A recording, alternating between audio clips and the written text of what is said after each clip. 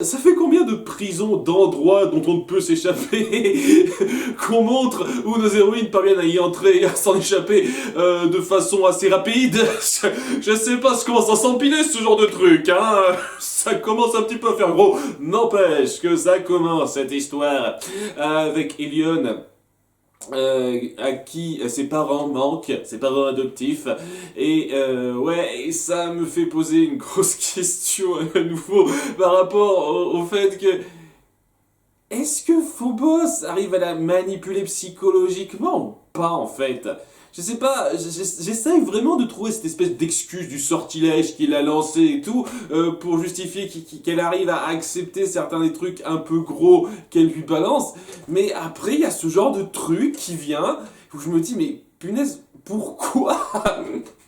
Pourquoi ses parents lui manquent? Pourquoi tout d'un coup elle se dit ouais j'ai trop envie de les voir même si je leur en ai voulu, c'est quand même eux qui m'ont élevé pendant 12 ans, je les aime et tout, et je me dis ouais c'est très logique, c'est très affectif de ta part, pourquoi t'as pas fait pareil quand je sais pas, Phobos a dit je risque de tuer tes amis si elle commence à m'agacer un peu plus. À quelques reprises, il a clairement essayé de les tuer sous ses yeux avec ses soldats. C'est-à-dire, ils leur ont tiré des flèches dessus directement. Hein, c'est pas une tentative de meurtre, ça. L'épisode précédent, il a clairement dit je risque d'avoir à me débarrasser de tes amis. Et elle dit ok, j'accepte.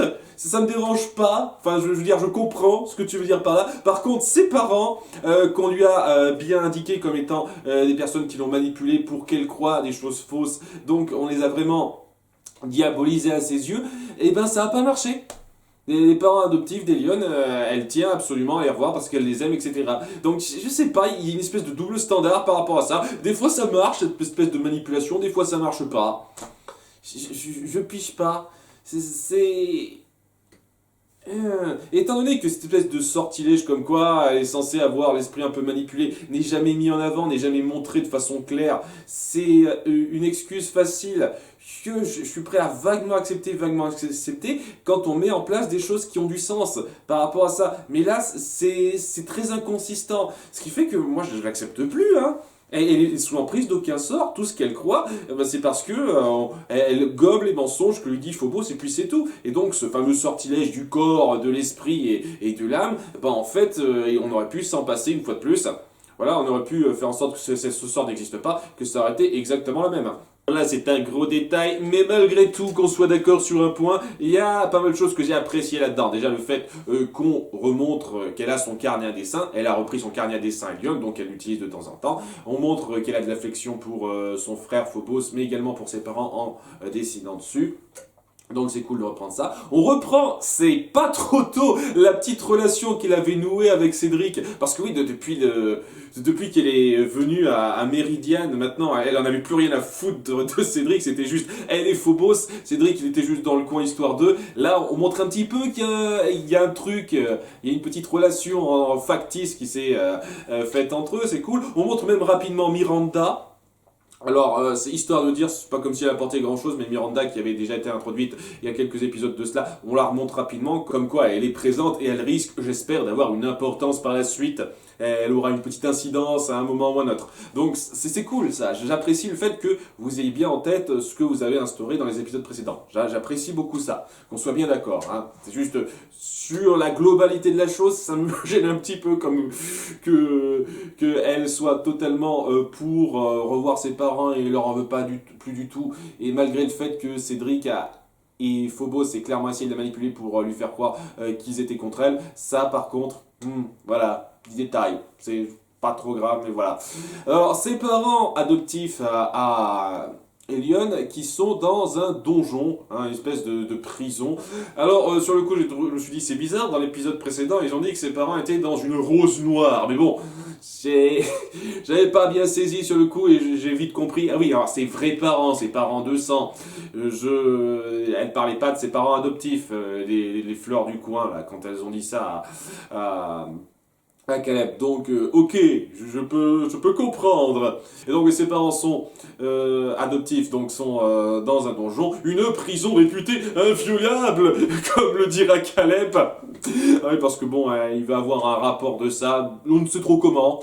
Vraiment, il n'y a absolument rien qui dit comment il a eu vent de ce qui s'est passé et que les parents sont dans cette prison, mais il aura vent que les parents adoptifs des Lyons sont dans cette prison et qu'il faudra les retrouver. Prison inviolable, on va voir en quoi cette prison est si inviolable que ça. Mais avant ça, on repasse à nos héroïnes qui font du bowling. Tranquille, peinard, on se marre, on fait du bowling, et j'adore le choix en plus qu'ils ont fait par rapport à la personne qui s'amuse sur le moment, et c'est Cornelia. Cornelia, elle lance sa boule de bowling, strike, ouais. Mon ami va se faire tuer dans quelques jours, je suis trop contente. Alors, ils adressent ça, hein. Il y a Irma qui inquiète, pas Cornelia, Irma. Un nouveau choix de personnage bizarre par rapport à ça, déjà, qui dit ouais, c'est pas un peu bizarre de s'amuser comme ça alors que Elion va pas tarder à se faire tuer, et il y a Will qui dit mais on peut plus rien faire, on a déjà prévu le jour de l'attaque, on peut plus qu'attendre, et donc tant qu'à faire autant essayer de déstresser, voilà, hein, c'est comme ça qu'elle le présente. Alors, juste un truc par rapport à ça, hein, on sait pas ce que c'est que ce plan d'attaque qu'ils ont prévu à l'avance, mais j'espère très sincèrement que c'est quelque chose de travaillé et de réfléchi. Parce que si c'est juste, on attaque, on a un pseudo petit plan à la con qui va pas plus loin que ça, à ce moment-là, oui, vous pourriez faire mieux que vous rouler les pouces tout de suite et réfléchir davantage à comment ça pourrait marcher. Alors, j'en sais rien, tout ce que j'espère par rapport à ça, c'est que c'est bien préparé, bien réfléchi à l'avance. Mais bon, vu la série qu'on traite, j'ai un peu de doute. Je vous cache pas, j'ai un petit peu de doute. Mais quand même, je trouve ça tellement dingue que ce soit pas Cornelia qui soit dans le rôle d'Irma tout de suite. Alors, à se dire, punaise, pourquoi on patiente. Enfin bref, c'est là que Caleb vient s'adresser à elle en disant qu'il a eu vent, donc on ne sait comment, que les parents d'Elion sont dans ce donjon en question. Il y a Plunk qui est dans le coin parce qu'il faut toujours qu'il soit là. Alors, il y a un truc que j'espère de tout cœur dans la saison 2, j'espère vraiment qu'ils le feront, c'est ils le mettront plus en second plan, et ils arriveront peut-être à faire des histoires où il n'a pas à intervenir. Ce serait tellement cool, tellement sympa, vraiment. À ce niveau-là, c'est limite si je préfère pas l'épisode 1, parce que dans l'épisode 1, il apparaît pas, Plunk. C'est le seul épisode de cette série où il apparaît pas, merde. Oh, punaise. Donc ouais, il va encore se forcer là pour rien, faire des gags de merde et me casser les couilles. Encore et encore, chaque putain de fois. Tandis que Caleb présente leur plan, et ouais, alors cette grande forteresse inviolable dont on ne peut pas entrer ni sortir, c'est très recherché ce qu'ils font, ils passent par en dessous. Hein, alors, comme par hasard, la cité infinie et passe par-dessous cette prison, et donc ils vont passer par en dessous. Et je trouve ça bizarre et un peu stupide en fait, parce que vous avez été assez loin dans l'épisode précédent pour faire un espèce de gros upgrade à votre putain de cœur de camp de Drakkar qui peut maintenant ouvrir des portails et les fermer quand il veut, ce sera d'ailleurs utilisé par la suite.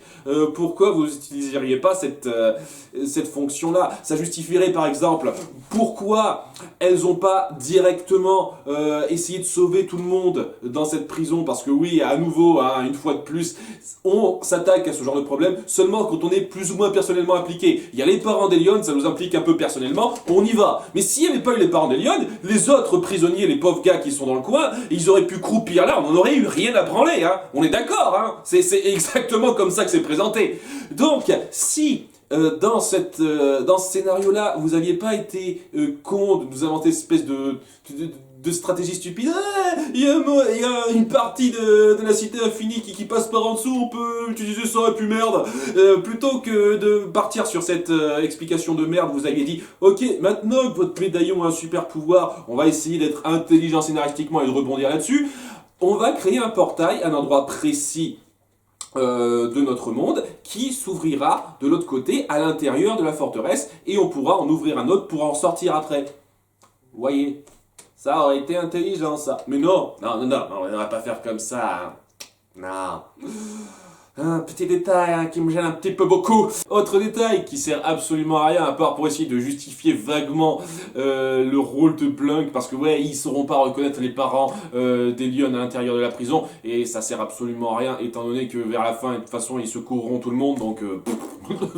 on n'en a rien à foutre, donc c'est que ils décident de fouiller maintenant, seulement maintenant, la maison des parents d'Elion. Ils n'ont pas pensé à faire ça avant, quelques temps après qu'Elion a été capturé, non, ça aurait pu vous donner des indices, peut-être vous aider à mieux comprendre comment elle a vécu ce genre de conneries. Non, non, non, vous en foutez réellement, même pas Cornelia, elle se dit, oh, ça pourrait peut-être être intéressant, ça me donnerait peut-être envie de voir un peu plus comment elle a vécu, peut-être que ça me donnerait des indices sur sa situation, quoi que ce soit. Non, hein, personne se dit ça. Ils ont juste fait ça parce qu'il fallait trouver à un moment donné son carnet à dessin. Maintenant que son carnet à dessin a été trouvé, elle s'en branle royalement. Hein. Ce genre de détails, vous voyez, c'est... Et tout ça pourquoi? Pour trouver un vêtement qui appartient aux parents d'Elion, un vêtement donc qui est... Je sais pas, qu'elles ont porté et qu'ils ont pas mis à laver ou une connerie comme ça. Donc qui porte l'odeur des parents d'Elion. Et donc, grâce à son flair, parce que maintenant il a un flair, Blunk, j'avais pas souvenir que c'était un chien à ce niveau-là, mais ouais. Et grâce à son flair, il arrive à repérer l'odeur des parents et donc il arrivera à les pister. Voilà l'importance de Blunk dans cette histoire. Ça sert à rien cette merde. Alors, il y a tout un passage où une partie de nos gardiennes se sépare. Et on a montré, donc, dans un épisode précédent, que se séparer, ça a rabaissé leur puissance. Mais apparemment, ce sera pas du tout mis en avant, ça va très bien. Hein, elles ont autant de pouvoir qu'à l'accoutumée, elles s'en tireront très bien. Donc, où... Tarani, Irma et et Eileen attaqueront la prison par les devants, et pendant que Cornelia, Will et Caleb, accompagnés de Blunk, entreront par en dessous et chercheront les parents, tandis que les soldats seront occupés à défendre la prison contre nos héroïnes. Et quand on voit comment elles se débrouillent à la fin... Nos trois héroïnes, Tarani, Irma et Eileen, je dis ouais, à ce moment-là, limite vous auriez pu attaquer direct et vous auriez pu faire passer ça. Et à plusieurs occasions, vous les voyez défaire des grosses troupes de soldats, et là vous voyez qu'elles arrivent très bien à s'en sortir. Parce que par la suite, il y aura Cédric qui se dirigera vers le château, parce que à nouveau, Elion veut revoir ses parents, donc Cédric se dirige vers le château pour aller les chercher et prévoir un petit plan pour essayer de la blouser par rapport à ça. J'y reviendrai dans 30 secondes. Mais voilà, même avec ça, quand il arrive, Cédric, elle se dit il faut qu'on fonce à l'intérieur pour aller prévenir les autres, parce qu'à 3, on ne sera pas capable de gérer tout ça. Mais quand même, à 3, elles arrivent parfaitement à gérer tous les soldats qui sont à l'intérieur qui s'en prennent à elles, et elles arrivent à passer sans trop de problèmes. Et si elles se débrouillaient correctement, elles pourraient faire leur grand sort qu'on a vu à quelques reprises, qui arrivait à se défaire de tous les ennemis du moment. Genre, à nouveau, hein, il y a cette espèce de mélange d'air et d'eau qui permettait de figer tous les adversaires du moment. Enfin, pourquoi elles le font pas? Elle pourrait facilement le faire là, elle pourrait faire des tonnes de trucs, et c'est le genre de choses qui me fait dire ouais, prison imprenable mon cul quoi, elle pouvait directement foncer dans le tas et ça aurait marché. Mais non, on s'en fout de ça, c'est pas grave. Alors c'est important plutôt de montrer nos trois autres héros s'infiltrer et combattre des espèces de cafards géants qui vivent dans le coin. Voilà, on va avoir tout le bestiaire des insectoïdes à la con, des araignées, des limaces, des cafards, des conneries comme ça. C'est bon, quoi. Hein, vous allez faire tous les petites bestioles dégueu que vous pouvez trouver. Je le redis, j'apprécie beaucoup de design de monstres que vous créez, mais ces monstres-là, quand c'est juste des espèces d'insectes gros comme ça, c'est pas très original, hein, quand on se tente là-dessus. Et honnêtement, c'est juste pour remplir l'épisode, ça sert à rien. C'est absolument à rien ce truc-là. Mais bon, voilà, c'est là. À un moment donné, ils sont attaqués par des cafards géants. Ça mène absolument à que dalle, mais c'est là. Voilà. bon, parce qu'on s'en fout. Ils finissent par trouver donc, et grâce au super Nick Plank, les parents d'Elion dans ce donjon. Parents d'Elion à qui on a donné un dîner il y a peu de temps, en prévision du fait qu'on doit les amener aller voir leur fille pour la blouser un peu plus. Et donc, cette nourriture a été empoisonnée avec une poudre hypnotique qui leur fait croire que tout va bien, la vie est belle. Et je sais pas trop la façon dont c'est montré, je vois pas trop comment une personne un tant soit peu intelligente peut ne pas voir qu'il y a une couille, hein. Je veux dire, ils ont les yeux blafards, ils sont tout est beau, on est sur la plage. Et vous pensez vraiment qu'Elion va se dire « Ah ouais, mes parents, ils vivent bien. Je suis pas du tout conne, hein. » Bien entendu qu'elle tomberait pas dans le panneau. Hein, je sais qu'elle est super naïve et un peu conne par moment, mais à ce niveau-là, ce serait n'importe quoi. Mais bon, hein, ça ira pas plus loin puisqu'ils seront sauvés et tout. Il y a un moment, Plunk bouffera leur nourriture sans se douter et il aura l'air aussi con qu'eux à un moment donné. Ah, t'es marrant. Et après ça, donc, il y a nos héroïnes qui finissent par se retrouver, il y a du combat dans tous les sens, c'est plutôt fun, c'est assez tendu, il y a un peu de suspense, pas tendu, façon de parler, je ressens pas beaucoup de danger, mais c'est quand même pas mal en termes d'action, de suspense. Jusqu'à ce que Will crée un portail pour sortir de là. Il parvient à faire sortir tous les prisonniers du coin, juste avant que Cédric nous les rattrape au suspense. Et c'était pas mal, vraiment en termes d'action c'était sympathique, et j'aime bien l'intention derrière ça. C'est juste que dans la mise en scène c'est un petit peu forcé tout de même. Enfin bon, tous nos personnages ressortent du côté de notre monde dans une décharge, semble-t-il. Donc ouais, et il y a les parents qui ont vite récupéré de leur poison.